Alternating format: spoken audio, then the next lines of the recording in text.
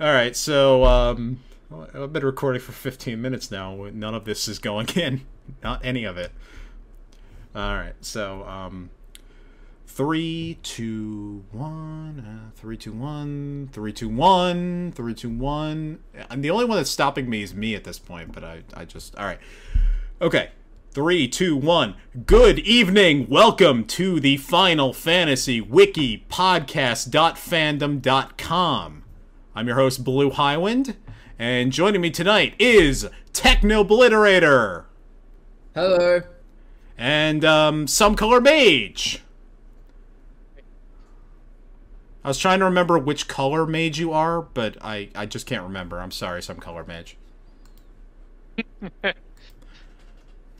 So I don't know either. So you don't? Have you ever actually decided? Do you have theories? No. Okay. You know, I think I might have a guess as to what color I am, and that color is blue. Yeah, we could have guessed. Seems pretty likely. Yeah. All right. So last month I said that we were doing Mobius Final Fantasy, and I decided I didn't actually want to watch any of that last month. So we're not doing Mobius Final Fantasy this month. We're saving that for an even more off month than we have now, because Square Enix has given us a gift, and that gift is The Chosen One. And The Chosen One is, of course, the greatest video game series of all time, a series that is just way better than Final Fantasy in every single way, and that's Kingdom Hearts 4. Man, that's a weird way to pronounce Metal Gear Solid. Well, we're never going to get a Metal Gear Solid 6. So no, we're not. No. That series is dead. I'll be honest. I thought you were going to divert that into the Tactics Ogre news. No, Oh, yeah. Well, that's other news, but that's not official, and we don't know what that's going to be yet. We know exactly what Kingdom Hearts 4 is. Well, we know most of what Kingdom Hearts 4 is going to be. Frankly, you know what? Wow.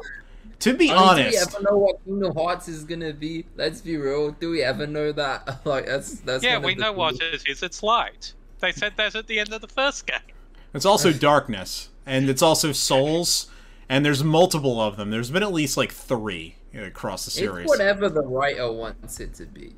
Well, all right. So, well, the thing is, the reveal of Kingdom Hearts 4 actually gave us very little information that I didn't already have. I realized this, like, later in the day, and I figured, you know what, I should save it for podcast, but I'm like, alright, Sora's in Tokyo now. I knew he was in Tokyo. There's Yeah, in Quadratum, it's fake Shibuya, different than all the other fake Shibuyas. It's right. Quadratum. It's not the fake Shibuya that Nomura's other works in fake Shibuya are. And it's very interesting that whenever Nomura wants to display this, Purgatory Land of the Dead, he always decides it's Shibuya for some reason. Anyway. It's like, alright, what's the darkest, most unsettling place I can think of? Oh, it's just where I fucking live. I walk down these streets every day, and I feel like I'm dead. And now, that is the story I will tell. I'm not going to ascribe whatever deeper statement Nomura has to his work. No, I don't think it's anything to do with that at all. I think it's literally, what I think it is literally just, he's like, man, so I couldn't make Versus 13, but with Kingdom Hearts, I can do whatever I want, right? So let me bring in all the elements from Versus 13 that I was really excited for, and put them in this Kingdom Hearts 4 game. Yeah, that's the thing. We knew that before this trailer came out. I already knew he was doing that. We've had this discussion on this podcast. Yeah, we knew that from the Verum Rex stuff, right? So I think it's literally the reason why it's in the setting it's in is because, it's like the Versus 13 element being brought in.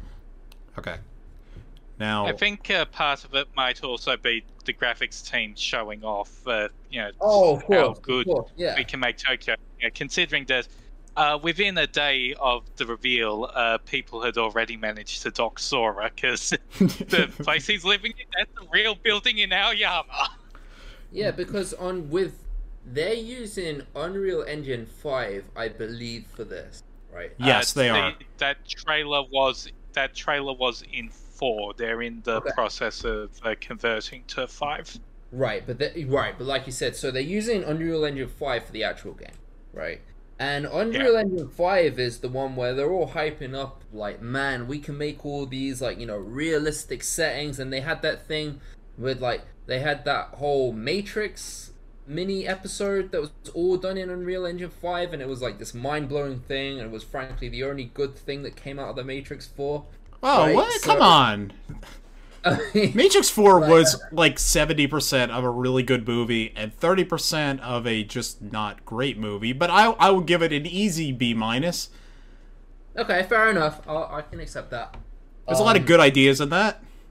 Anyway, no, I accept that. Did you play the Unreal Engine 5 demo for Matrix? Because I never actually did. No, but I watched the video of it. Okay. So, and yeah, I mean, the graphics on that are legit just incredible. So I think, yeah, that's definitely a component to it, is the graphics team be like, oh man, we can have all these, like, you know, we can show off this thing and whatever. And it wouldn't surprise me if they actually had a deal with Epic Games to say, all right, you can use our engine and we'll give you this massive discount if you put this kind of thing in the game and you do this to, like, show off just how good the engine is. So this is going to market our engine as much as it's going to market your game. That wouldn't surprise me at all. Well, Square Enix is... come on. Let me say it. I want to say it. I want to say it. All right. Yeah. Square Enix is doing the new Tomb Raider in Unreal Engine 5 because Epic had like an Unreal Engine 5 developer conference that for some reason was streamed. It was extremely boring. The only bit of news that was at all interesting is that Tomb Raider is going to be Unreal Engine 5, which is still Square Enix, despite as much as Square Enix seems to hate Tomb Raider and complain miserably every single time they release one of those games. Yeah, they don't like their Western developers that much. It's kind of sad. Yeah. Anyway, what were you saying, SomeColorMage?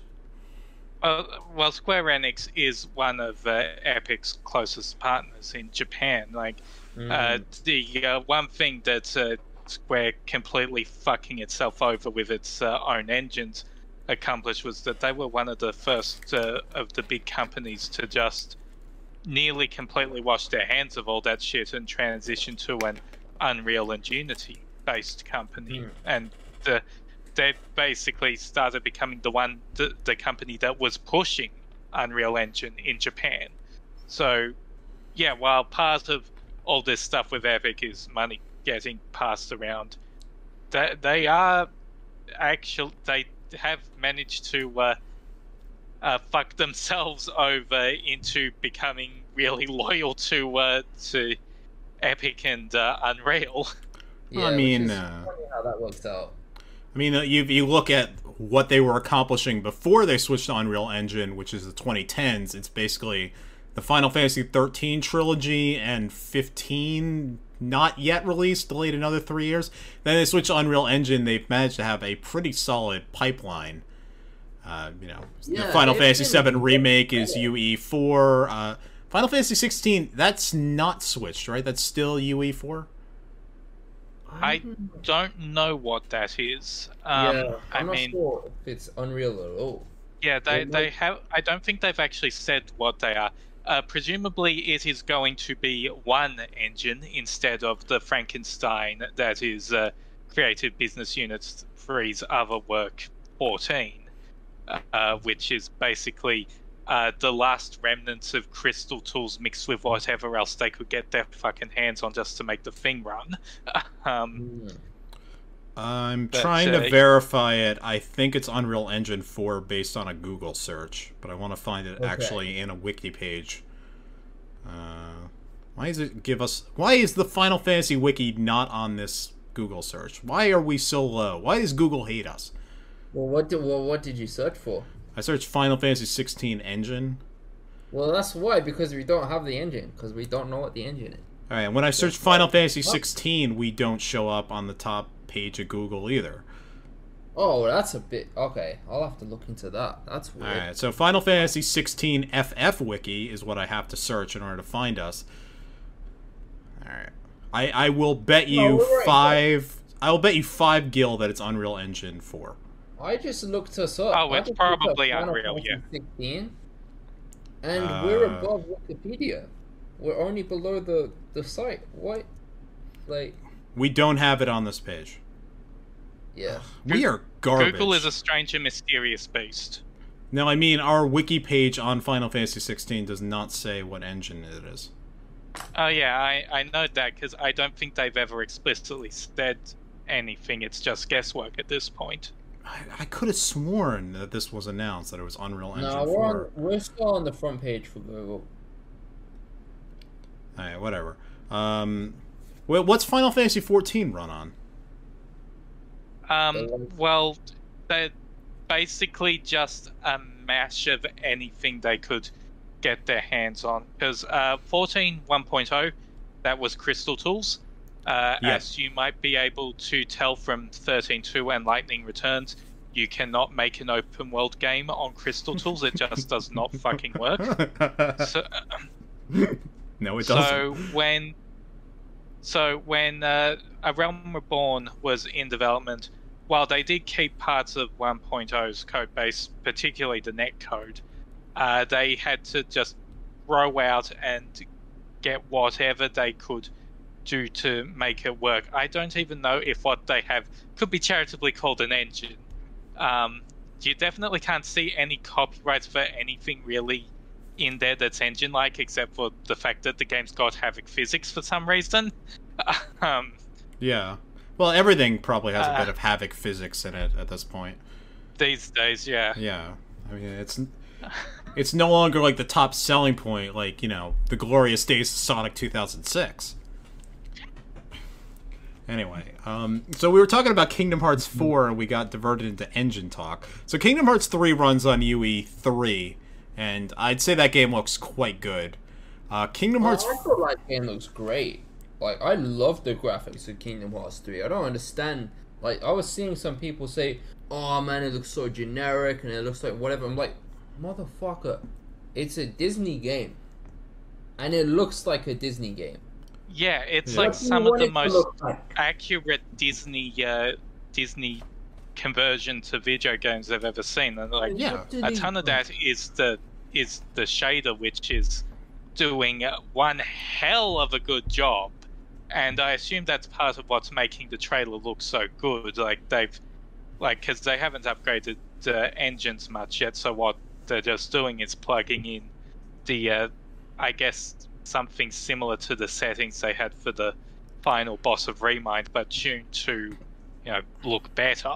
I don't think it looks like the same environment or anything, because they've actually, you know, modders have been able to break out of the Final Fantasy... The final boss of Kingdom Hearts 3 Mind, you can break out of that environment and fly around the city if you break it out, and I don't think that's what's there. It's somewhat different. Yeah. It's somewhat different, although I assume they use this as a baseline, because why would you throw out stuff, you know, that you can use again? You know, you're asking Square Enix some questions there, and, you know, I don't know what the development actually is. This is clearly, like, I would say, honestly, as excited as I am for Kingdom Hearts 4, and I'm extremely excited, I didn't think this demo looked that spectacular. I mean, I didn't think this trailer looked all that spectacular.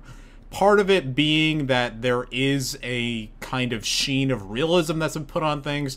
So a lot of people have been commenting how weird Sora looks, and the fact that his feet are very tiny now. Well, Sora looks weird because Donald has magic that every time he goes into a world, he has to look like that world. So, Sora... Well, that might not apply at this point because he's dead. I think it applies to Sora just automatically at this point. Though, disappointingly, it does not apply to the Organization 13 people, who I really hoped would turn into a toy when they went to a Toy Story World, but just didn't. Yeah. They just looked normal. Or, like, they would turn into a monster.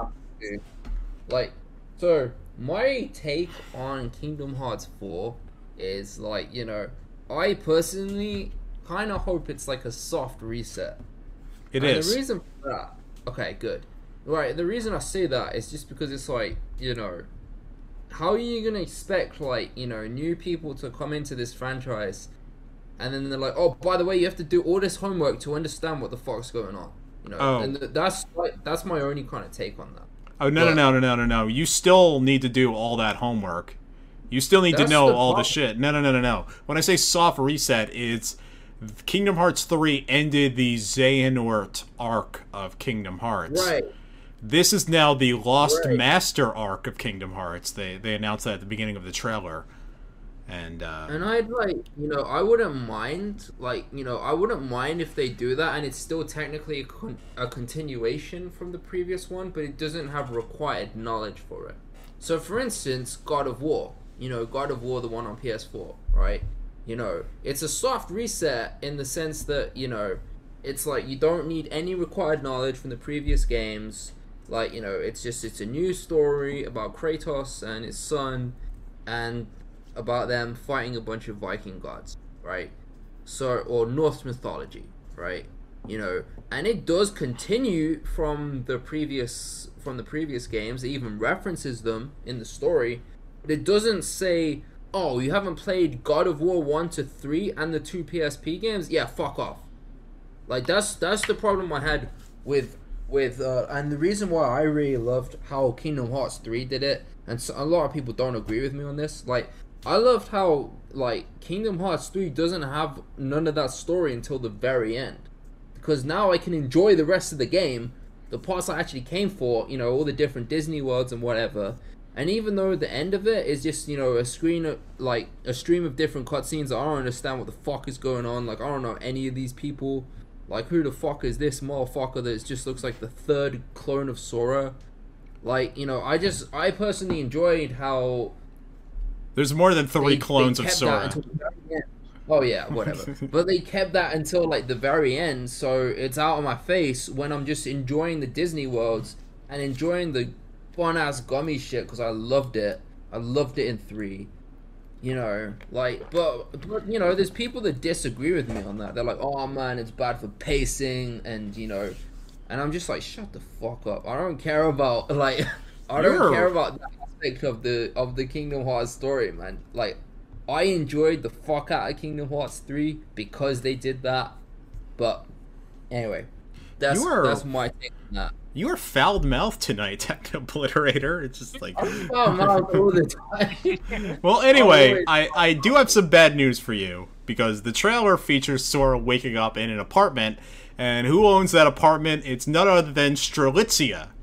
Now, Technobliterator, I'm sure as you've played all of Kingdom Hearts Union Cross, the mobile game, the Mobage, I think it's... Probably there's a slot machine attached. I have not played any of it, but I have watched the YouTube recap. The game's dead.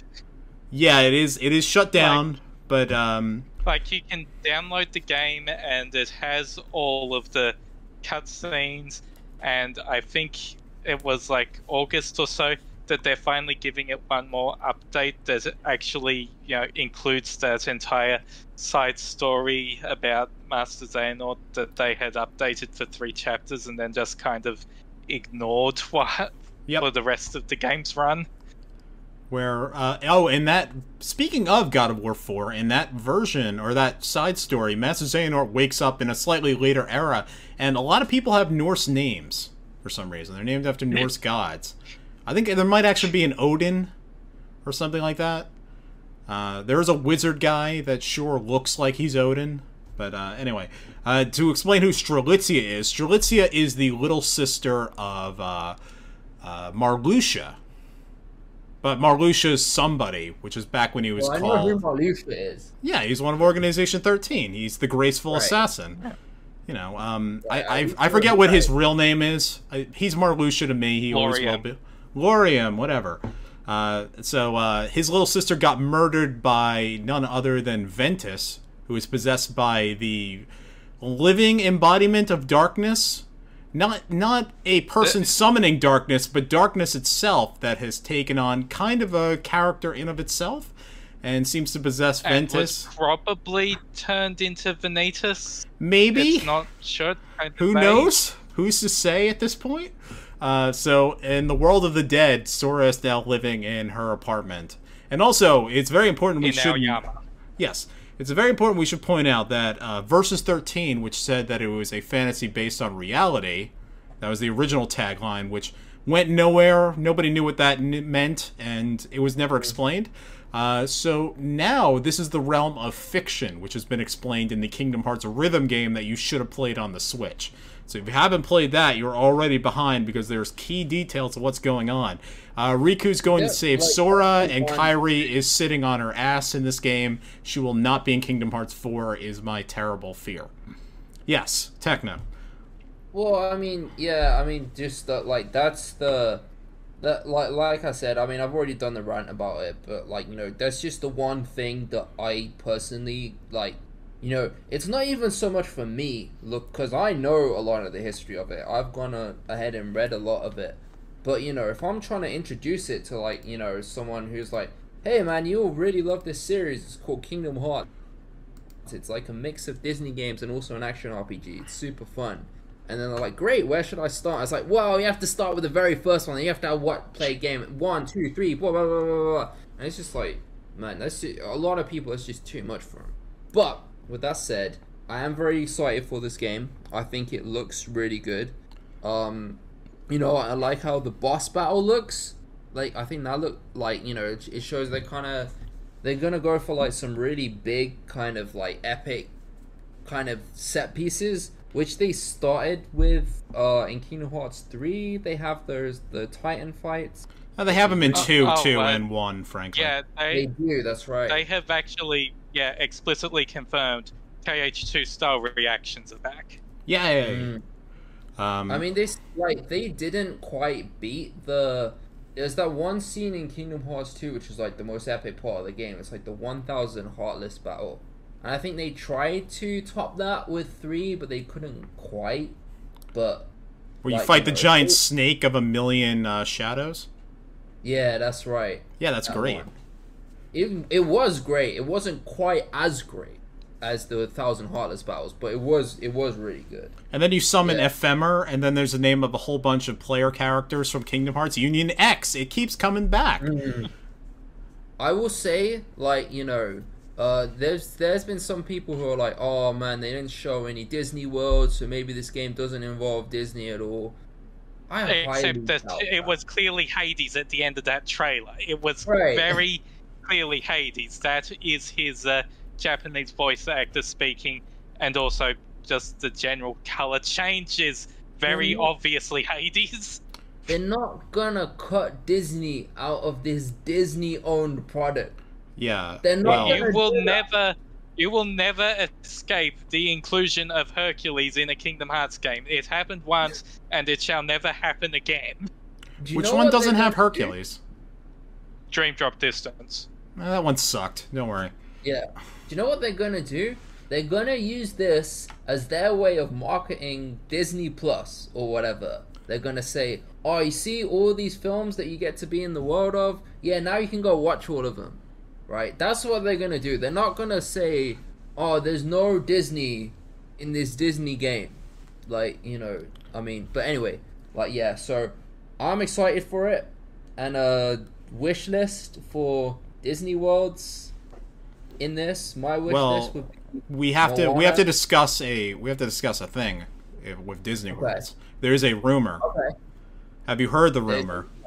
There's a rumor that will There's a rumor that will either make your head explode or your stomach explode or your balls explode, depending on your political affiliation, I imagine. Hopefully not the third one, because that would hurt a lot. It would hurt a lot. I saw a Nicolas Cage movie where that happened to him, and it seemed painful. Anyway, move on quickly. So, in the Kingdom Hearts 4 trailer, there is a shot where you just see a river and some forest, and you're like, oh, that's some Unreal Engine 4 nothing. Here to show us that you can make a forest area. And then you see in the background there is a kind of metallic looking pylon, possibly. And people have taken that little chunk of metal that you see and they've compared it to the legs of an AT-ST walker. And the theory now is that that is the Forest Moon of Endor, and it is Star Wars world coming to Kingdom Hearts. Okay, that's an interesting choice. I mean, I would have gone with Hoth, personally, but, you know, that's an interesting choice.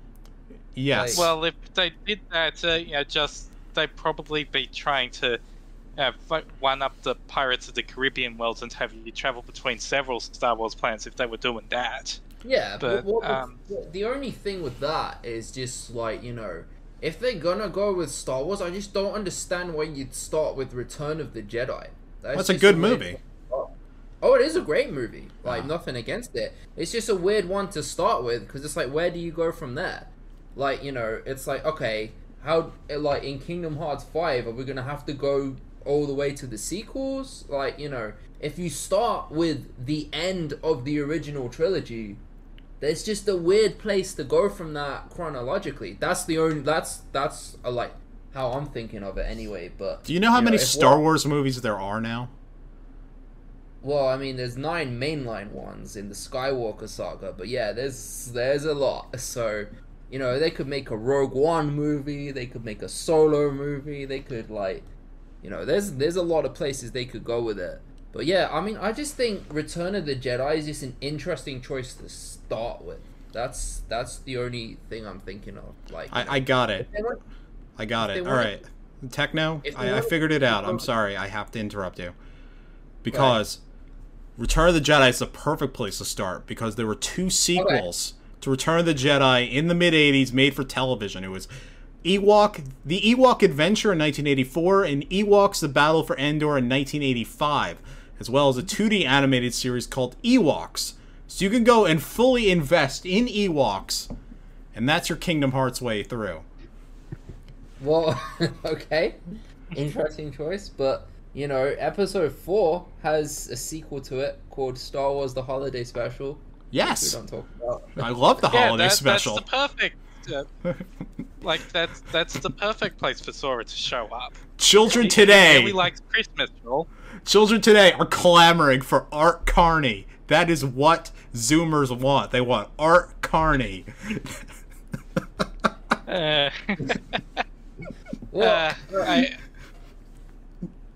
Alright, so you were saying, sorry, I had to interrupt you with the Ewok shit. No, that's fine. Yeah, I mean, I just think, like, if I were doing it personally, I think, like, Hoth would just make a lot of sense. So if they're not doing Hoth, then my instinct is to say that would be too similar to a Frozen world, so they're doing Frozen 2 again. Well, why not Tatooine? Because that's the most Star Wars planet. Well, yeah, Tatooine is the most Star Wars planet you can do. Like, like my theory on why they wouldn't do Tatooine is because it's like, oh, well, they don't have the trio together yet. Because they haven't met Princess Leia at that time. They'd only just met Han Solo. So I understand them going with, like, Return of the Jedi just because it's like, okay, well, all 3 of them are on Endor. The whole group is on Endor at one point. Right, but Hoth gives you the same thing, so that's why it's just kind of confusing to me. But yeah, I mean, I think it could be super interesting if that's what they're going for. Like, if they're adding Star Wars, I do think it would make a ton of sense. But you have to square with the fact that Kingdom Hearts already has a shit ton of Star Wars references in it. The whole light versus dark thing. And I swear to God, the Keyblade... And that's just being anime. Yeah, that is completely... Kingdom Hearts has actually surpassed Star Wars in terms of its Jedi and its Sith. And its lightsabers. Xemnas does have some sweet lightsabers. So we knew that this kind of thing was an inevitability. Honestly, I would have thought that the Star Wars choice would have been Phantom Menace. Not because it's the start of the series, not because it's good... But Sora seems like the kind of guy who would get really into pod racing. Oh, yeah. That's true. He is a 90s kid, so he would get into the N64 pod racing game. Yeah, I mean, they might still just do, like, a whole... Oh, remember that rule where every film was followed chronologically after it? Yeah, we're just going to ignore that. Here's the next episode, like, next Kingdom Hearts 5 level, and we're going to set it all the way in episode 2 for some reason. Well, so, but they did skip Pirates of the Caribbean, Dead Man's Chest, and go straight to the World's End. They did, but they also, like, like, I can't think of a time when they've actually, like, gone back in time chronologically as far as Disney Worlds go, but I might be wrong about that. I mean, Kingdom Hearts 2. There's the I was going to say, technically, there's Timeless River. Yeah, that's what I was going to say. Yeah. Oh, yeah. And, I think there's the Dream Worlds and Dream Drop Distance where they might be able to fudge some stuff. They've gone back to... Yeah, there wasn't, like, explicit time travel there, but they implied that, yeah, you can basically fudge the sort of timeline by landing in your alternate versions of worlds and such, thanks to dreams and shit. Yeah. It's all confusing. I mean, they've gone back to Peter Pan World enough times, and there's never really been a sequel to that. So, like, I think if they do want to introduce Star Wars now, then this is probably the time to do it. Just because of how much the technology has progressed, you know. Okay. So, like, a lot of, like, the big complaint everyone had about Pirates of the Caribbean in the PS2 one was like, oh man, it's such a, like, you know, it's such a, like, it doesn't mesh well with the other levels. And yeah, it's pretty fair criticism. But in Kingdom Hearts 3, the Pirates of the Caribbean level looked great. I thought that looked beautiful. Yeah. Best Sora. Best looking Sora. And the fact that we've got even better technology than that now suggests to me, like, this would be the perfect time to have a Star Wars level, you know. Okay, I am going to say that I don't believe this is real because, one, I have I refuse to believe in anything until I can see it. I just doubt. Also, if there was Star Wars and Kingdom Hearts, I'm not sure how I actually can emotionally handle it, so I'm currently in a state of denial. That sure is a convincing ATST foot. The other reason being that there is a thing called Lucasfilm, which sure has diversified over the last few years, and there is not a single agreement with EA anymore. That might have been what was holding them back in the past. Thank God. They have multiple deals going with multiple companies, including certain terrible French companies that they should not have made a deal with, but what am I going to do? Anyway, one of them's Ubisoft, the other one is the Heavy Rain guys. Weird how they just keep making deals with bad French companies, but that's beside the point. Lucasfilm has a very specific vision of Star Wars, and they are very canon obsessed, and they are very controlling and weird about things. And, you know, there is Lego Star Wars, so they might be a bit flexible when it comes to more cartoony stuff. Oh, I love Lego Star Wars, man. It's such a great game. Carry on. Just came out, yeah. One of the most successful games of the year. I've not played it, but apparently you can juggle younglings in it. Which is... yeah, you can just infinite children to cross gaps. It rules. Yeah, no, that's... Highly recommend it. Amazing game. Carry on. Aside, but the fact that you have to deal with the Heavenly Fathers of Lucasfilm, who are separate than the Heavenly Fathers of Disney Animation and the Disney Movie Studios, there is still a separate branch, and they still need to sign off on all this shit. And then if you want to bring in the MCU, you got to get Kevin Feige and all those brand managers, and there's just a big fucking bureaucracy you got to deal with. The fact that you still need to have that happen makes me somewhat doubtful that we're actually going to see Star Wars and Kingdom Hearts. Now, when it does happen, I will then have to decide how I'm ready to feel emotionally, because these last few years I've been feeling less and less into Star Wars, especially with CG Luke, and that Book of Boba Fett show was just a pile of nothing. And it just... I don't know, but there's also my inner child that loves Star Wars so much, and so much of what I love about Kingdom Hearts is that it did the Star Wars stuff, but did it better. And now I'm like, they're all together. Sora and Luke. They could be buddies. I don't know how I'm gonna... I think I know how I feel. My grin would just never die. It'd be like when Sora met Santa Claus. So, counterpoint. Right, I have two counterpoints. First counterpoint, Pixar.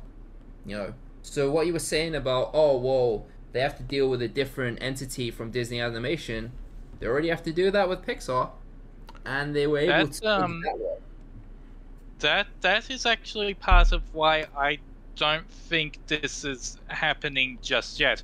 Because, yeah, while Pixar did eventually sign off into it and everything, almost all of the all of the logos and and copyright notices and stuff, they got modified to specifically include Pixar. The only bits where Pixar is not explicitly mentioned is on the game logos itself, which still use the traditional Disney picture of a Keyblade Square Enix setup at the top of all the logos. But Pixar appears in the openings of 3 and Melody of Memory, because they have Pixar stuff in there.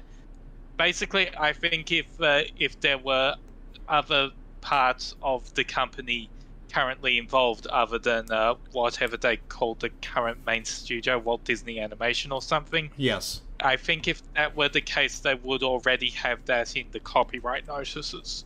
Well, I think the other thing is that Pixar and Disney Animation are very closely aligned. Like, in effect, one of the Pixar people kind of took over Disney Animation 10 years ago. I don't think he's around anymore. They seem like much more simpatico parts of the company. Like, I kind of envision them just basically working across the street from each other. I really... Honestly, I don't really know why they have a separate brand identity anymore, because they both basically make the same kind of movies. Versus Lucasfilm, which is a very different kind of entity, and still, in some way, has its independence, I guess. That brings me into my second point, my second counterpoint. Wreck-It Ralph 2, right? I don't know if anyone's seen that. It's not nearly as good as the first. I was disappointed. I haven't, actually. Yeah, but Wreck-It Ralph 2, right? It brings both Star Wars and Marvel in, and Disney and Pixar, right? And they're all in. You can all see them all on the same screen. And there's a whole scene about, like, you know, them bringing all the different Disney properties together, right?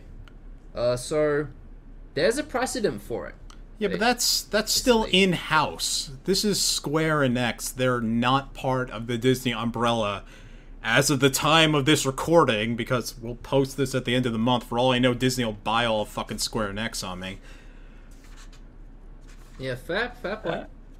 But I do think it's possible, just that if it's going to happen, they clearly haven't signed off on it yet. Yeah. Yeah. We'll see. So I think it's possible, and as for how I feel about it, you know, like I said, I'm just confused why they'd go with the Return of the Jedi first, but, you know, I'm here for it. As for if they wanted to include Marvel in it, so I know I'm probably the only MCU fan here, but I will say, like, you know, I don't think they should do MCU. I would much rather they did, like, one of the animated Marvel properties. I think that would just mesh a lot better with Kingdom Hearts, personally. Like, but I imagine they would end up doing the cinematic. They would end up doing the MCU instead, just because it's more well known at this point. So I imagine that's what they would end up doing. But I feel like they have, you know, there's all these animated Marvel properties to explore that I think would be a better fit for Kingdom Hearts. But that's just me. It would be really cool if they went to. Oh, sorry. What are you saying? SomeColorMage, you go first. Sora will somehow end up in the world of Square's terrible Marvel's Avengers game. Oh God. Or is there very good Guardians of the Galaxy game? There is a very good Guardians of the Galaxy, which he could end up in there. That would be better. I was gonna say, it would be really cool if Sora went to, like, a Marvel's comics world, and then it looked like, you know, it kind of had the aesthetic of Into the Spider-Verse, where they're kind of doing the same kind of printing things, and, like, the little kind of dots you see, and the off-color bit, you know, like when they do actual prints of comics. That would be awesome. They absolutely can do that kind of stuff. The Winnie the Pooh level in 3 proved that the shader is capable of doing something like that. Yeah, but that didn't have Eeyore, so that doesn't even count to me. Yeah, like, that would be, like, what you're saying is, like, that would be so cool, but I imagine they'll probably just say, oh, you know, the Marvel world is New York, or it's Wakanda, and we're doing Avengers again, which is like, okay, I'd get why they're doing that, but that would just be, like, the most boring interpretation of Marvel they could have done. That would be my take on it. Then that's the version they're going to do, because the MCU is extremely boring. Yeah. I mean, even as someone who is a fan of the series, like, yeah, I mean, like, I think that's what they'll end up doing, and it would be, I'd understand it, so I wouldn't be too disappointed, but I think it would be a missed opportunity. Alright, so we should probably discuss, I think we've discussed enough Kingdom Hearts 4. We should, when's this coming out? There's no release date, and they're switching engines, and this trailer looked very, very vague, I guess I'd say. I would estimate about 3 years. And the reason I estimate that is because, you know, the big release of this year, Final Fantasy 16, plus Forspoken. Big release 16's not coming out this year. 16's not coming out this year? Okay. I don't believe that for a second. Okay, well, in that case, 16 will be the big release of next year, right? And then you'd have the 7 Remake Part 2. That will probably be the big release of maybe 2023, 4, question mark. And then they'd say, okay, now it's time for Kingdom Hearts 4. That would be my estimate, but I have no clue. Yeah, I think 3 years is a safe bet. Even with a new engine and a kind of faster production cycles, what they seem to have, they're in real no hurry. And, you know, we still need to see Final Fantasy VII Remake Episode 2. That's kind of more pressing, isn't it? Oh, I know. Man, yeah, this won't be as much of a new engine delay as Kingdom Hearts 3 was, because they're just versioning up Unreal Engine. Going from Unreal 4 to Unreal 5 assets is completely trivial, but that's still going to take some time. So it is probably at least 2 years, probably more. I was really confused why they decided to announce Kingdom Hearts 4 before they announced the next 7 Remake part. I mean, that's a little interesting to me. Well, it's the 20th anniversary. Well, yeah, I mean, it makes a lot of logical sense from that perspective. But Final Fantasy VII had its 20th anniversary. 5 years ago. 25th anniversary. Yeah. I'm sorry. It had its 25th anniversary, and they didn't announce it then. So. Well, that answers your question, because we're going to see Final Fantasy VII Remake Part 2 on Final Fantasy VII's 30th anniversary in the year 2027. Oh, Jesus Christ. Anyway, okay. Yep. So, yeah. So, that's, I think, our take on it is we're kind of, like, excited, but we have no idea when it's coming. Maybe. I mean, we haven't really... I mean, we have touched on how this is going to be Versus 13 recap. I still have my dream of seeing Stella, the character that was deleted between the Versus 13 and Final Fantasy 15 recreation, for some reason replaced by Luna Freya, and I still have no idea why you would ever do that. There was this meme going around saying, like, you know, get your facts straight. Stella, not a Final Fantasy character. Katy Perry is a Final Fantasy character. I think I retweeted that. Right. It's brutal. Yeah, it's brutal, but you know what? We have to accept it. It's true, isn't it? Man. Yeah. Sorry, excuse me. At this 20th anniversary, there was other things announced, including Kingdom Hearts luggage for $600. Buy yourself a luggage box. But there were also 2 other games. One is that Kingdom Hearts Dark Road Conclusion, which will be probably the last we'll ever see out of the Union Cross platform engine, whatever. Yeah, that is the final update for Kingdom Hearts Union Cross Dark Road, I think is what the app's currently called. We'll get to find out how Xehanort became bald. I think that's what it is. Also, the other big thing, this is a brand new title, though I remember hearing it rumored last year as like Square Enix, trademarks, etc. Kingdom Hearts Missing Link. This is a game set in Scalum Ad Kaya, the realm of the Keyblade wielders. In one of there's a lot. I can't go through all the eras of Kingdom Hearts, but anyway, this is a mobile game, and it looks like it has kind of a Pokemon Go sort of deal going on, where maybe where you go outside, it has some effect. I don't think they had many details about this thing. You could run on walls, and you can get into fights, and I think it looks like shit, so I'm not looking forward to that one. I mean, it looks like...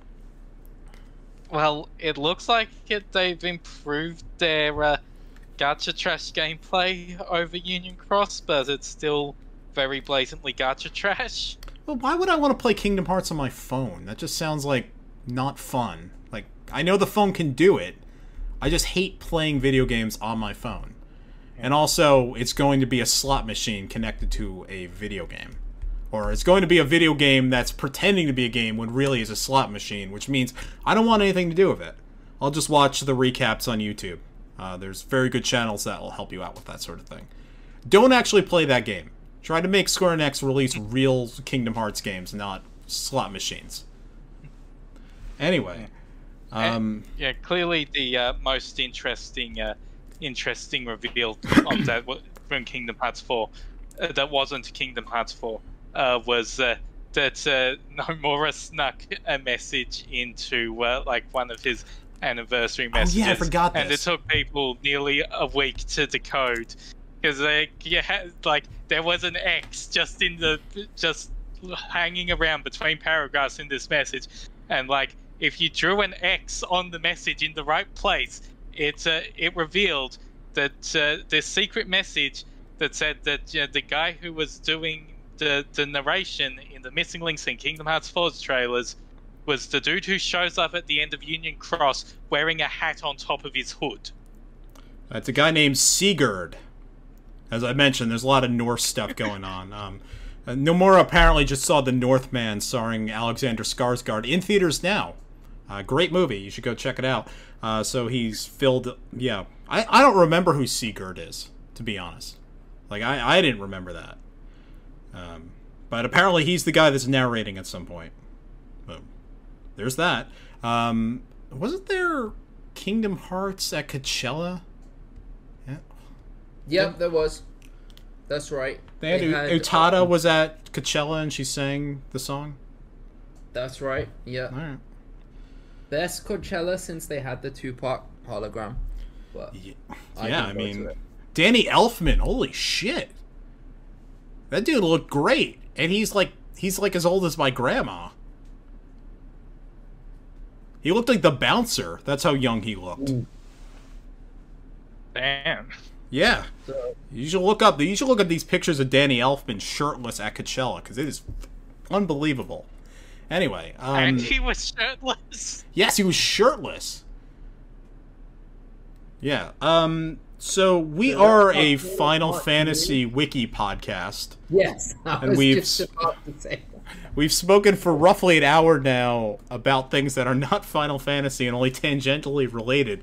Though, at this point, the closer we get to Versus 13 and Kingdom Hearts 4 being simpatico, the harder I might be able to fight to get Kingdom Hearts thrown into our wiki. We'll see. We'll have this discussion, and I'm going to lose this fight. But, okay. The other really big and important news of this week, or this month, is that Final Fantasy XIV 6.1 was announced or actually came out. It's already out. Okay. So, Final Fantasy XIV version 6.1, Newfound Adventure. As promised, this is the start of the new story arc. I am not going to recap the entire thing. Thank you.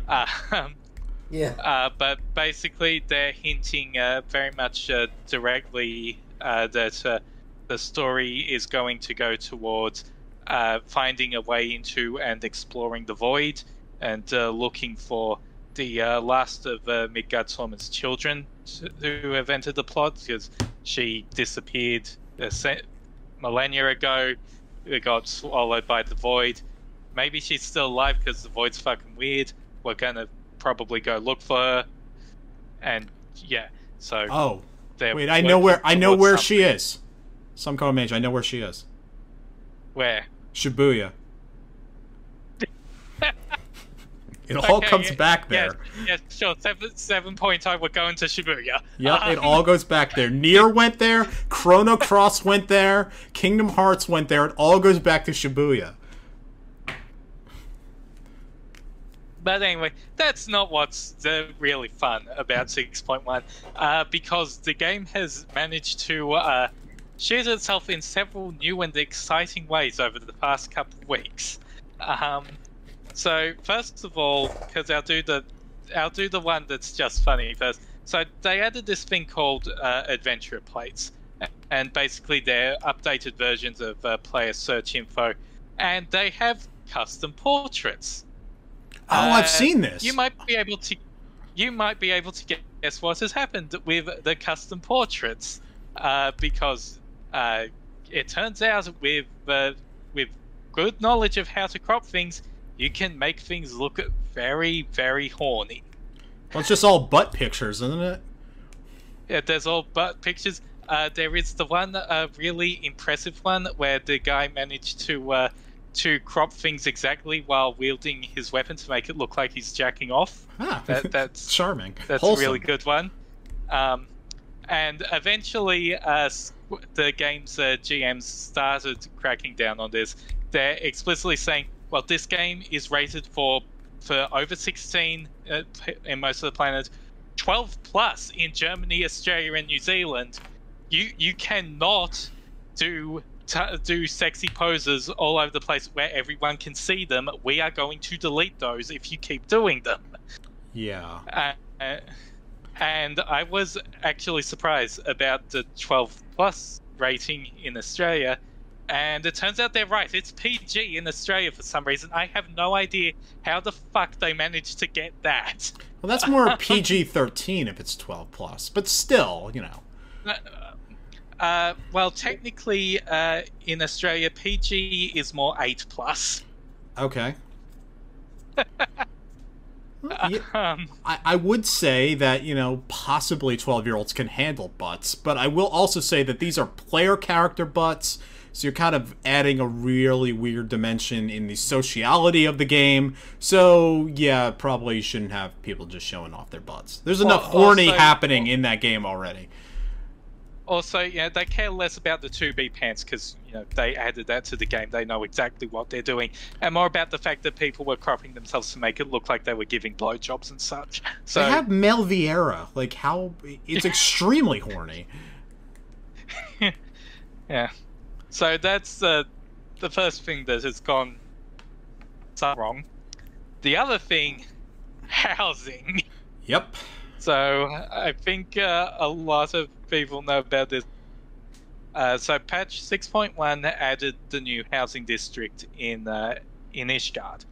And at the same time, they changed how the purchasing system works because everyone hated the purchasing system. So now it is... you have to offer the money for the place up front, and after a few days, it picks a random person who paid.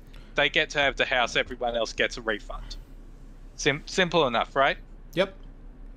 So, first thing that goes wrong, or at least goes wrong in the eyes of Americans anyway, is that when they said and added the ward, they decided 3/4 of the housing can only be bought by free companies, guilds. The other quarter is for individuals, but of course, the international audience hated that because they really hate free companies for some reason. Americans don't care for unionization. We're getting better on that, but we don't care for unionization. Mm-hmm. So anyway, 5 days passed. Everyone's placing their bids. It went fine, and then the lotteries were rolled, and all the rolls they completed successfully. But was that you rolling the dice just now? Did you roll dice to add some verisimilitude to the podcast? but the server that did the rolls did not communicate the entire results to the rest of the game. It failed to tell what all the winners of all the houses were. So if the house didn't get a result communicated to it, it could fail in a number of spectacular ways. It could say that the winner was entrant number 0. Okay. It could just decide that actually nobody bid on this house in the first place, so not only is there no winner, nobody who entered is allowed to get their money back. Great. Wait, are you paying real? By the way, are you paying real money for these houses? not okay, not but you're real playing money. In-game currency, which, well, can you translate real money into in-game currency?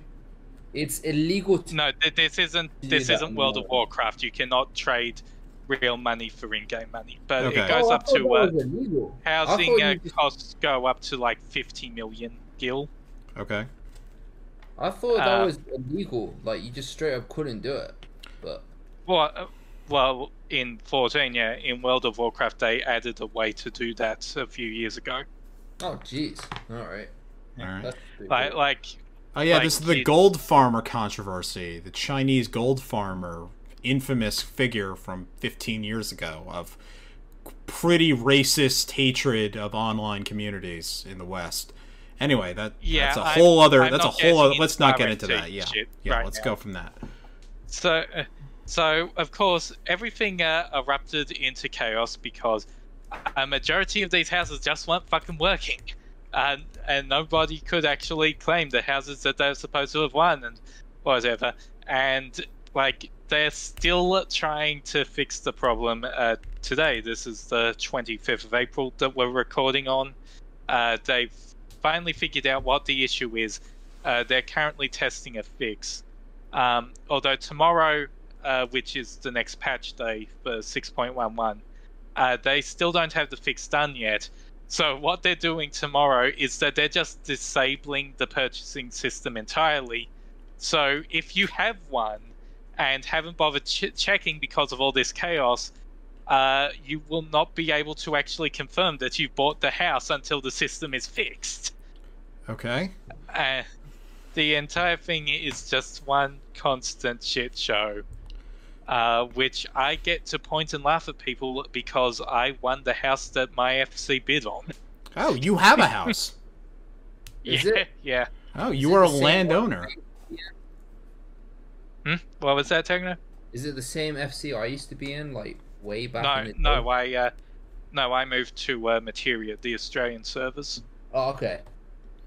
Alright, well, how's your house? Describe it for us. Big. Okay.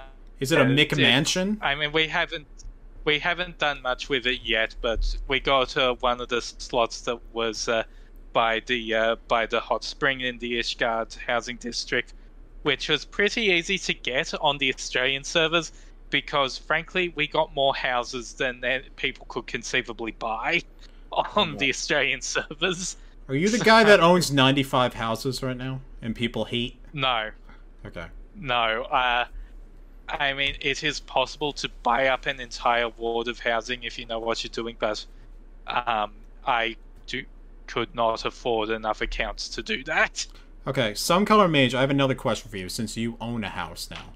My lease is up in the middle of August, and I don't know what horrible thing my landlord's going to do to me with the housing bubble happening around here. I could end up with, like, a rent that's maybe 30% as high as it is right now is my terrible fear.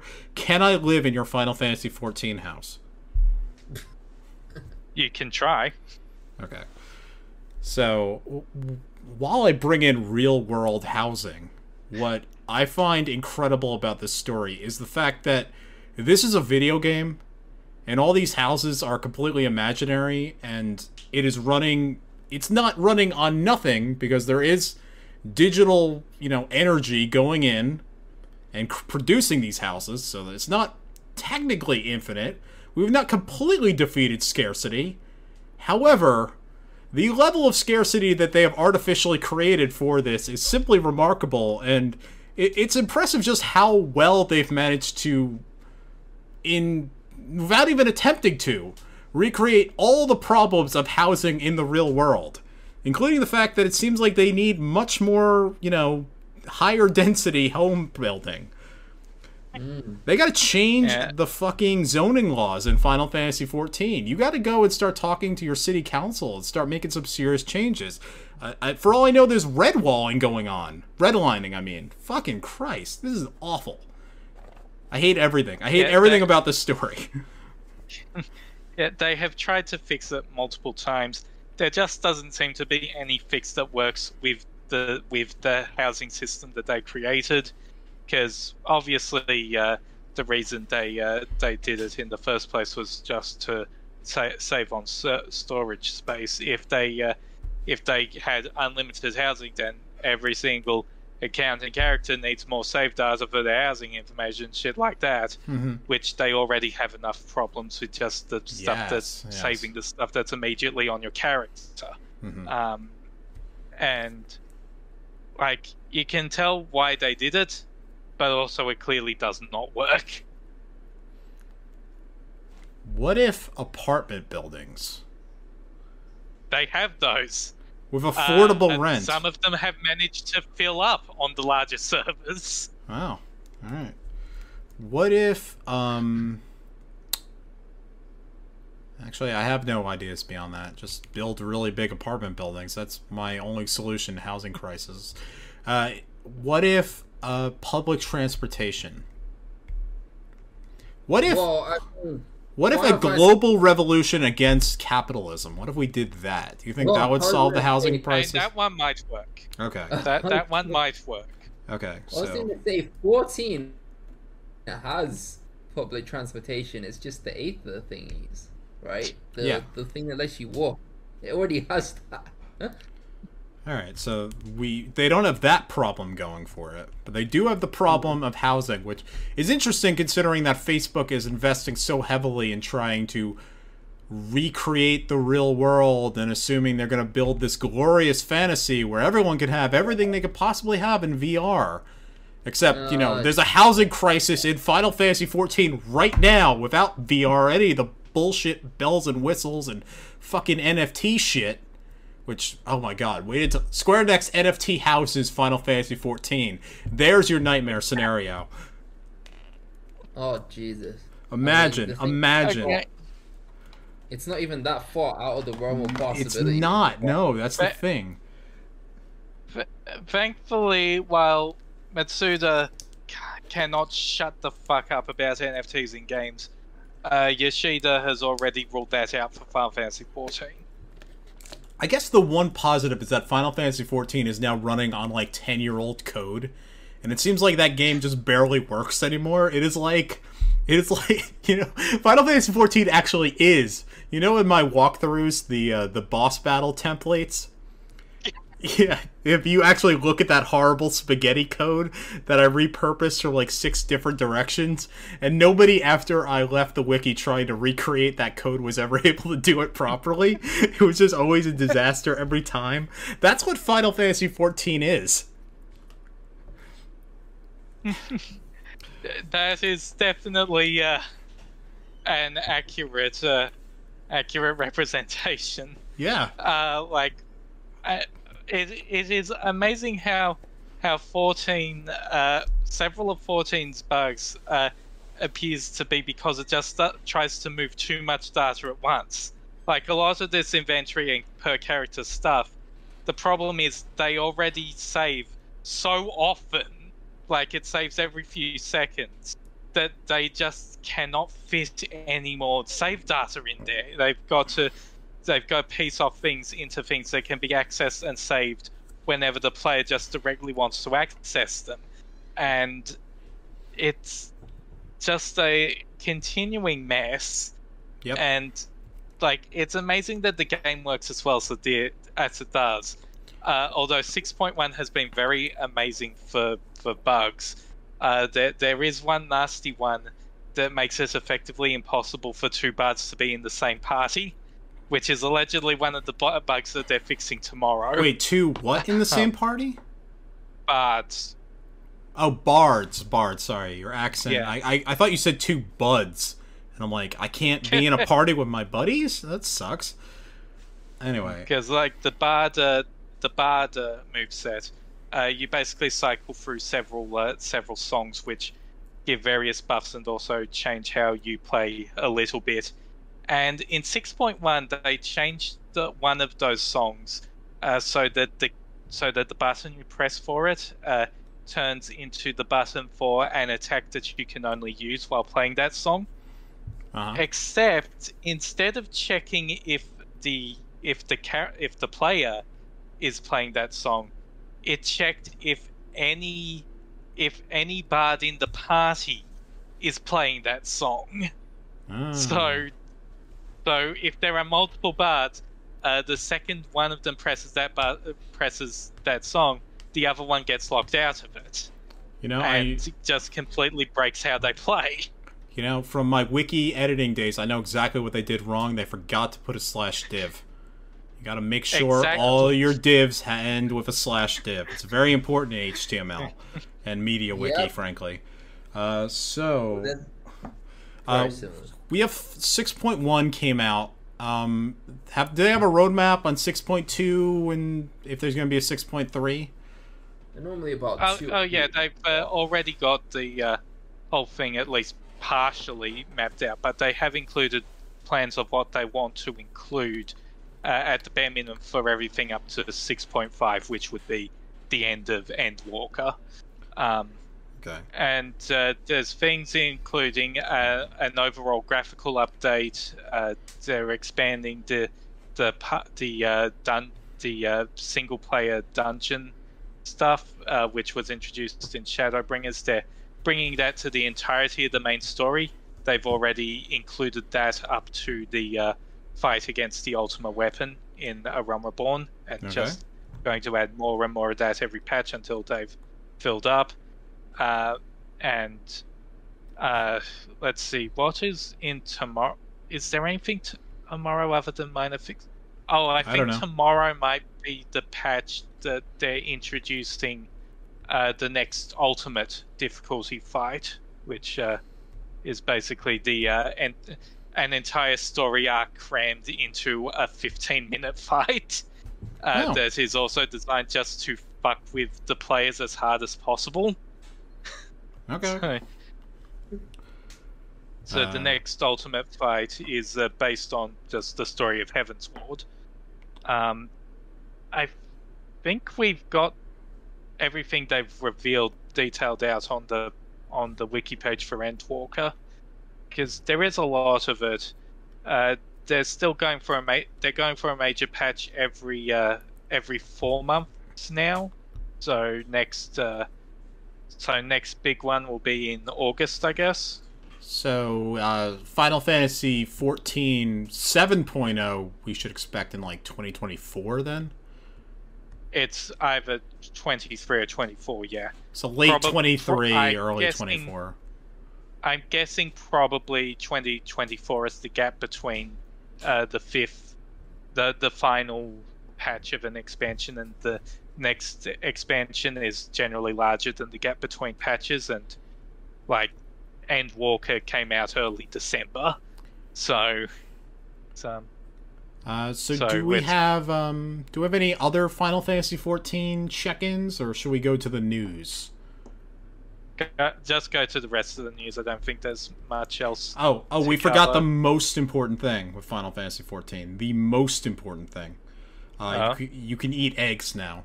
There's an egg eating emote. The egg emote, yeah. Yes, it's great. Yes, the Easter event added the ability to eat eggs, which goes alongside the other previously most important emote, eat pizza.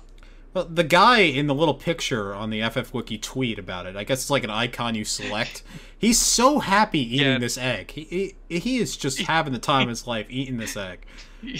Yeah. So anyway, news. News.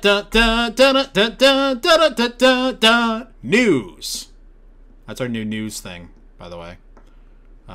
So anyway, very, very nice. Yep. So first thing, Babylon's Fall, as of April 17th, is when this news report was posted. Game Rant reported that Babylon's Fall had less than 10 concurrent players at some point last week.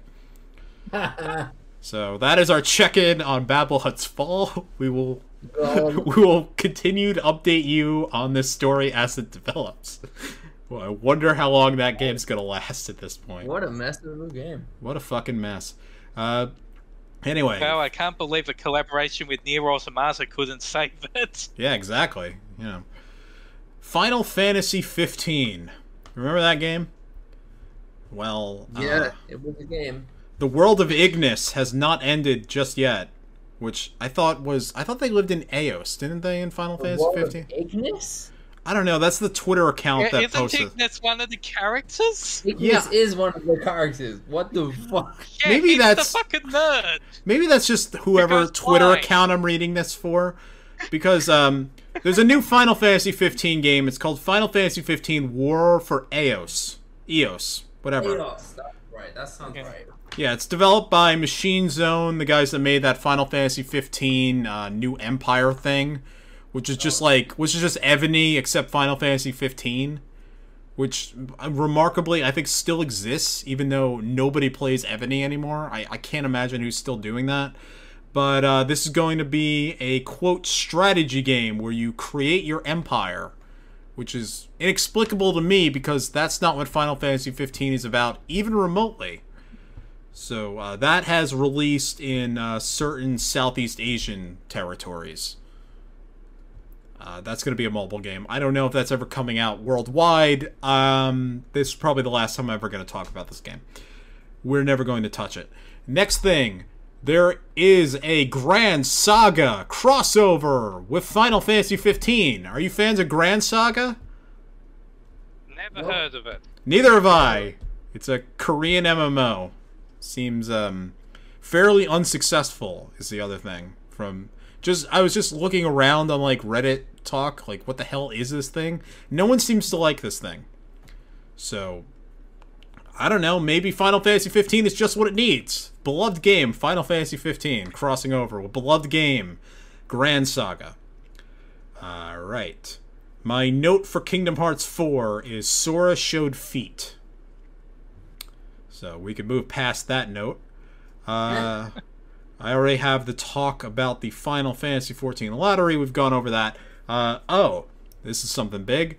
Tactics Ogre Reborn has been trademarked in Japan. This was on April 7th. Now, nothing was announced about this. Square Enix trademarks a lot of things, not all of which become video games. For example, Chrono Break. That never happened. But I believe a Tactics Ogre game was rumored in that NVIDIA leak from last year. Yeah, and that somehow just keeps becoming more and more accurate. Like, it does. Yeah, like I thought it's just like a shock when it leaked. It's just a shotgun approach of whatever data they had, but it is looking like there actually is something behind that leak. Yeah, I was the one that said, "Oh, none of this is going to actually happen," and egg is on my face because there's a Chrono Cross like reboot, not reboot, but remaster out right now. So, yeah. Anything's possible in this world, including Tactics Ogre Reborn, which I hope is a port of Let Us Cling Together, the PSP game. Right. For all I know, it's going to be Final Fantasy Tactics S. Remember that thing? Vaguely remember that thing. Yeah, that was a mobile game. It was a piece of shit. No one played it. Yep. If you played it, just pretend that you didn't play it. No one's going to care if you played it or not. I don't think that managed to leave Japan before it got shut down, so probably nobody listening here has played it. I don't know, but yeah, don't play it, even if you can. Let's pretend that Final Fantasy Tactics S never happened, and that Tactics Ogre Reborn is either a port of that game or a whole new sequel with, Yasmat leading the charge. That's what I want.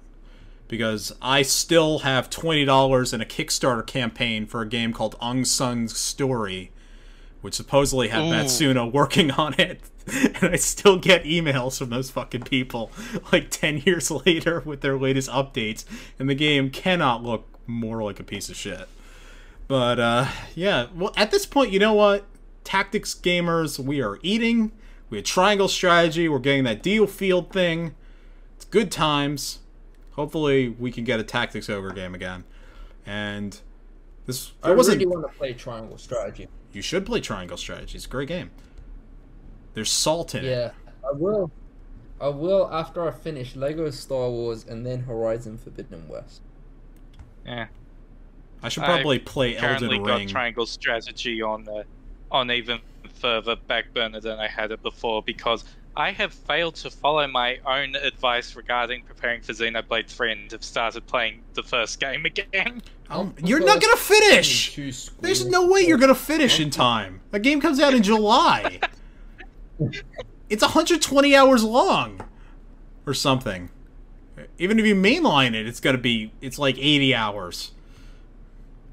And you gotta play Xenoblade 2. I don't know, I don't know, maybe miracles can happen, and instead of still being stuck on Xenoblade 1 for 3 months, by that time, I will be in Xenoblade 2 throwing away hundreds of thousands of core crystals on trying to roll Cosmos. Cosmos from Xeno Saga. Yeah. Okay. Have you ever seen the Xeno Saga anime? It's not good. No. Cosmos is in it. That's all I can tell you about it. It's called Eidolon I, if memory serves. And it was not good. I have wandered way off topic, and I'm the host of this thing. I should be the one stopping me from doing these random digressions into animes I watched in 2006, but I can't help myself. Our last bit of news is something that was announced this morning, which is just wild to me. Alright, so Square Enix has a lot of toys that they sell. I have a Sephiroth doll on my desk at work. He's very cute. I think it's Sephiroth from Theater Rhythm. That's what he looks like. You know that style? I've never had any of their I've never had any of their figures or whatever, but I've always wanted to have one as a desk decoration. That would be cool. I have a Sora and a Riku Nendoroid right in front of my TV. I need to get the Kairi one, but she's like $120 now. I don't know. The price just keeps going up. Riku, right? That's not the Final Fantasy X Riku. No, totally I don't even like Final Fantasy X Riku. I never use her because she's. Really? Yeah, I find her kind of grating. Oh man, that's so sad. She's my second favorite character from Anyway, carry on. She is female Titus, and I don't like Titus at all. Anyway, No, I don't know that I agree with that, but anyway, carry on. Okay, so this is a Square Enix Master Line 1/6 scale. It is Terra, blonde Terra, on top of a Magitech armor.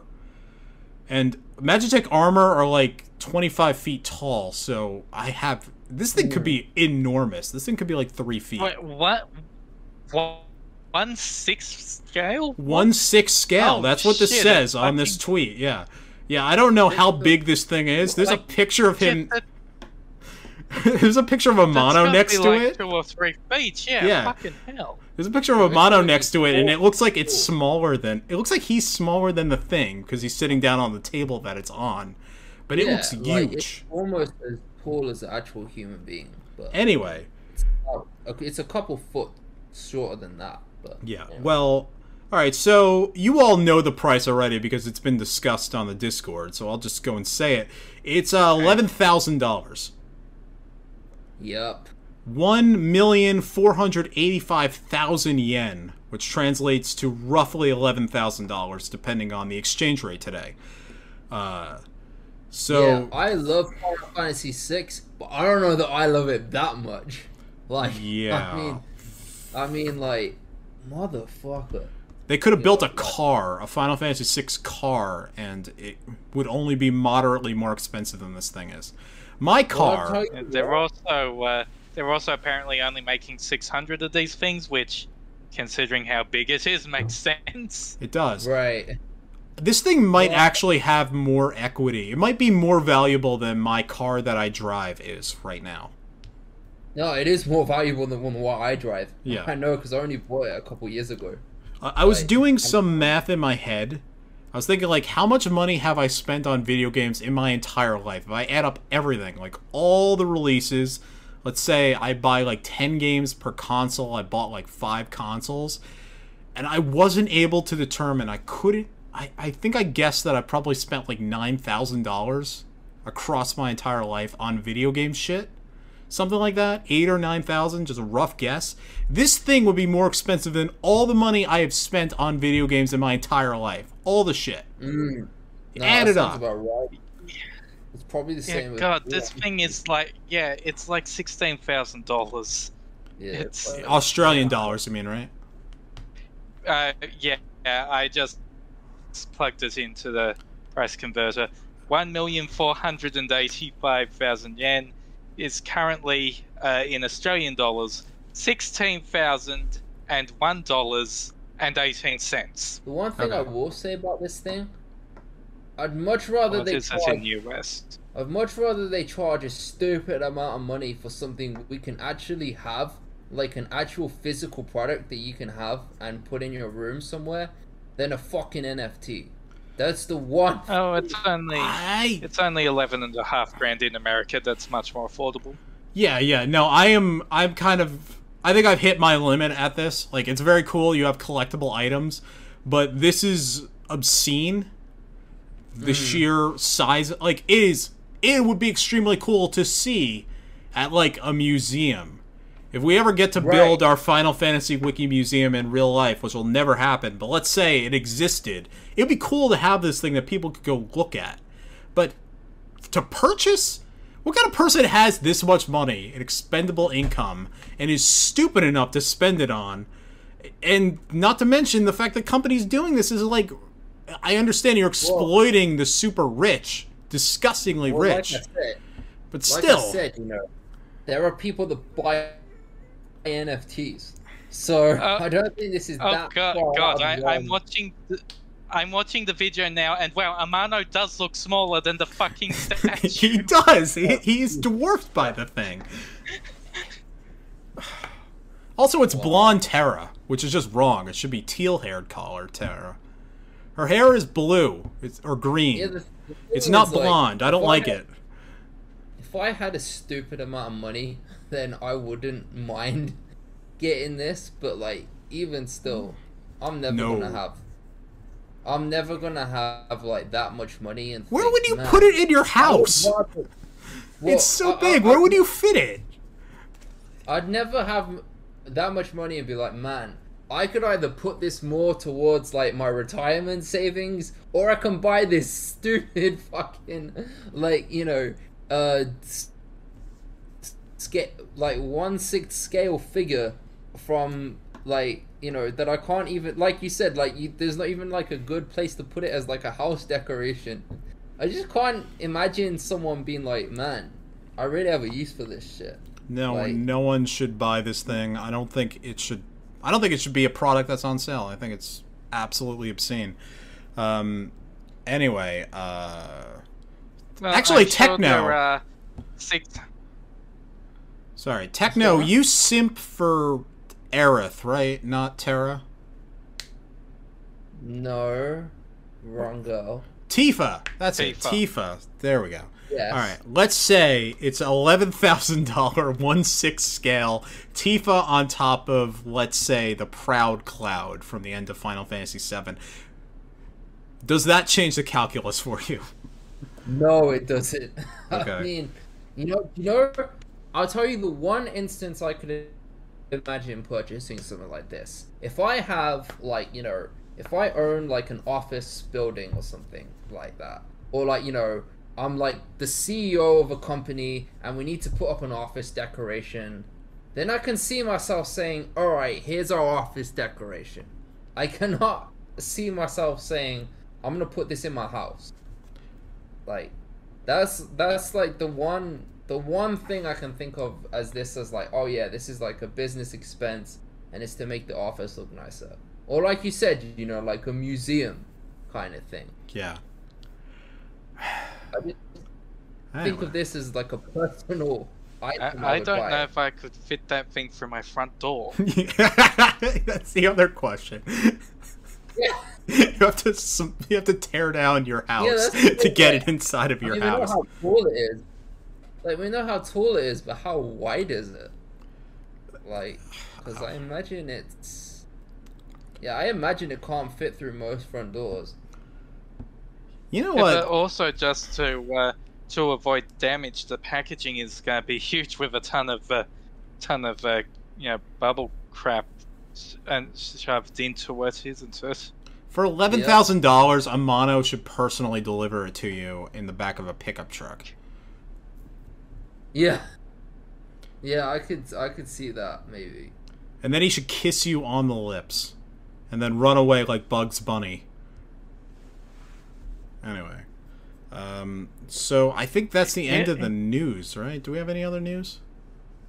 Yeah, I mean, one tiny amount of news, but, like, yeah, so, Brianna White, aka, like, I think her Twitch channel is Strange Rebel Gaming, but, yeah, Brianna White, you know, voice actress for Aerith from 7R, really sweet person, you know, like, I like, she's putting on a small little convention, like, for her Twitch channel, right, and then it includes, like, some interviews with some of the 7R voice cast, and there's some events related to that, and I think there's a signing, but by the time this is aired, it'll already be over.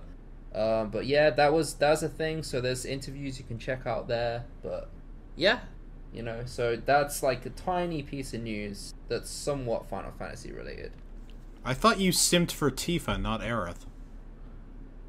I mean, like, Tifa's voice actress is appearing at the convention. Oh, okay. No, but like, but yeah, I mean, like, Brianna White is like, you know, she's like, I don't really watch streamers very much, I'll be honest, so I don't know a whole lot, but like, you know, of the few streams that I've caught from her, she's a good streamer, you know, she's like, she makes it entertaining and whatever, and, you know, like, is good at, like, actually fostering a good, like, environment, which I thought was so weird, because I associate Twitch with just toxicity, and like, why would anyone like waste their time in the Twitch chat? But like, you know, her chats are actually pretty good. So yeah, I mean, you know, it's a worthwhile convention to go to apparently, but you know, I didn't find the time for it. Okay. And I think that ends things this month then. I think that's everything. I believe so. Alright, so maybe next month I'll be forced to finally play, well, not play, but watch the cutscenes in Mobius Final Fantasy. We'll see if something else comes up. Yeah, I mean, hopefully. I mean, I would like to put that off as long as possible, because there's a lot of cutscenes and it's a lot of work. Next month is a month I am very excited about. Why? Because, Kendrick Lamar drops his new album. Nothing to do with Final Fantasy at all. Like, that's why I'm excited for that one. But okay. No, I don't imagine there'll be anything big until Forspoken. Maybe. Yeah, it doesn't. Well, we get the June. Well, there is no E3, but there will probably still be a Square Enix news dump, just out of the inertia of where E3 used to be. There is going to be something, because, well, it's either there is going to be something, or there is going to be another letter from YouTube about how they've delayed news about Final Fantasy XVI again. Yep. Oh yeah, that's very entirely. We could talk for 90 minutes just complaining about how Final Fantasy XVI still does not show up. Yeah, I mean, like, you know, like, the thing is, I'm kind of used to Square Enix taking a long ass time from when they announce something to when they reveal it. The difference is, like, Yoshi P came out and said, "Oh yeah, we're not going to do that this time," you know, because I know people have burned us for that in the past, but this time we're not going to do that. And what's he done? He's done exactly that. And so, you know, last year they were supposedly in the final touches. We're doing the end of recording our cuts. We're ready to go. We're all here. I got the guys at the studio. The script's all done. We're finishing touches. Game will be out soon. And then nothing. Whole lot of nothing. I mean, take your time. I hope the game's good. I don't know what that voice was. Yeah. I hope the game's good. I hope that this is not another situation where I wait years and years for a game, and then I see, like, 13 did this. And when I finally see the gameplay, I'm like, oh no, I don't want anything to do with this. Yeah, I don't think we're going to get another 13 situation. Or 15, right? 15 wasn't so much a case of, like, oh, we wait so long and then it's, like, offends people. It was more, oh, we wait so long and then it just doesn't, like, live up to what people had in their minds for it. Mm-hmm. So they might be taking the M&M route where they're saying, all right, well, if I build the M&M route where they're like, okay, well, if I build up a lot of heights for this thing, then it's just going to disappoint people, so I'll just drop it.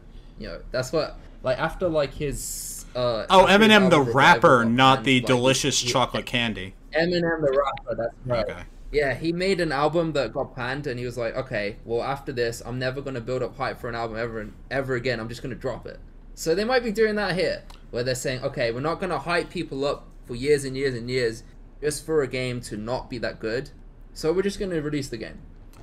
I don't think they'll ever do that. Also, Eminem has not done anything good since, like, 2003, in my opinion. Unlike Final Fantasy, which still releases great stuff. And we will have plenty more to talk about next month because I am calling it here because I want to go to bed.